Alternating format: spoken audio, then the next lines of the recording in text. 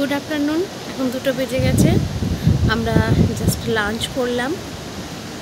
খুব ভালো লাগছে বাইরে দাঁড়াতে, কেননা সেই রকম রোদের তেজ কিন্তু আজকে নেই।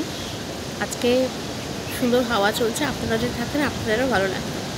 আর আজকে তো মঙ্গলবার, আজকে আমাদের নিরামিষ। তো আজকে আমরা খেলাম ভাত, ডাল, পোস্ত, আলু ভাজা, আর সঙ্গে ছিল টমেটোর চাটনি। খুব ভালো খাবার খেয়েছি আমরা। দেখুন, অপূর্ব লাগছে দেখতে। এক একটা ঢেউ দেখুন, এত দূর থেকে এরকম লাগছে, তো সামনে গেলে তো আরও বেশি ভালো লাগবে। আমরা কাল সকাল সকালে বেরিয়ে যাব, কেননা পাখির আবার স্কুল খুলে যাবে। তো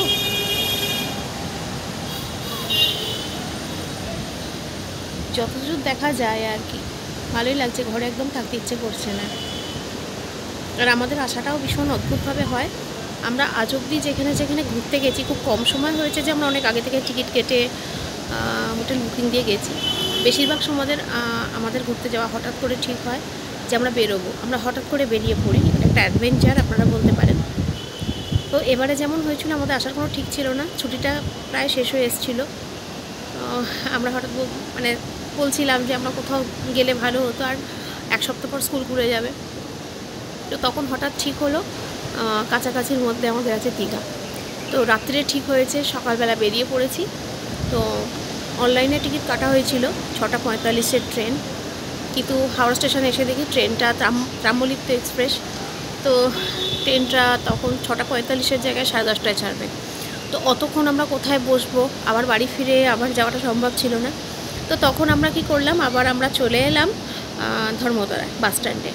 ওখানে এসে আমরা বাস দীঘায় যাব বলে ঠিক করলাম, কিন্তু তখন বাস অ্যাভেলেবেল ছিল না। তার জন্য আমরা আস্তে আস্তে করে এলাম নিরালা। একটা দিন আমরা দেউলটি উলবেড়িয়ার পরেই আমরা নিরালা একদিন স্টে করেছিলাম। আপনাদের ছবি সব দেখিয়েছি। ওখানটাও খুব সুন্দর জায়গাটা, আমরা ছিলাম একদিন। ওটাই আমরা পরে আমাদের পুরো ফ্যামিলি নিয়ে একবার আসবো, খুব ইচ্ছে আছে।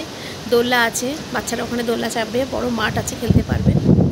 তো তারপরে আমরা ওই দিনটা ওখানে স্টে করলাম। করে কালকে সকালবেলা আমরা ঠিক করলাম যে একদিন অন্তত দীঘায় চলে আসি।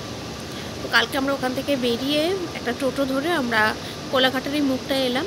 তারপর ওখান থেকে আমরা একটা বাস ধরে আমরা দীঘায় পৌঁছলাম। পৌঁছতে প্রায় আমাদের 3 ঘন্টা লেগে গেছে, কেন 2-3 বার ব্রেক দিয়েছে। একবার তেল ভরতে কিছুক্ষণ দাঁড়িয়েছিল। তো তারপরে আমরা দীঘায় এলাম। এসে কালকে খুব আনন্দ করেছি। অনেকটা সময় সন্ধ্যে রাত্রেও আপনাদের দেখালাম যে আমরা বিচে অনেকটা সময় ছিলাম, হেঁটেছি। তো আজকে সকালবেলা আমরা আবার ওল্ড দীঘায় চলে এসেছি। কালকে নিউ দীঘায় ছিলাম, আজকে ওল্ড দীঘায় চলে এসেছি। জায়গাটা ভীষণই ভালো লাগছে। মানুষজন এখানে অনেক কম, বলছে সন্ধ্যের পর নাকি ওখানে অনেক আসে, সবাই ওখানে বসে আড্ডা দেওয়া হয়। তো আমরা এবার একটু বেরোবো, একটু হাঁটবো আর কি, যেরকম ভালো লাগে হাঁটতে। আর আপনারা তো জানেন যে সমুদ্রে পা ডুবিয়ে থাকতে খুব ভালো লাগে। তো চলুন নেক্সট আমরা কী করছি, আপনারা সাথে থাকুন, দেখতে থাকুন। প্লিজ আপনারা সাবস্ক্রাইব করবেন এবং অবশ্যই কমেন্টসে জানাবেন আপনাদের কেমন লাগছে। আপনারাও আসুন, আপনাদেরটাও আমরা দেখছি। Thank you so much. Bye by.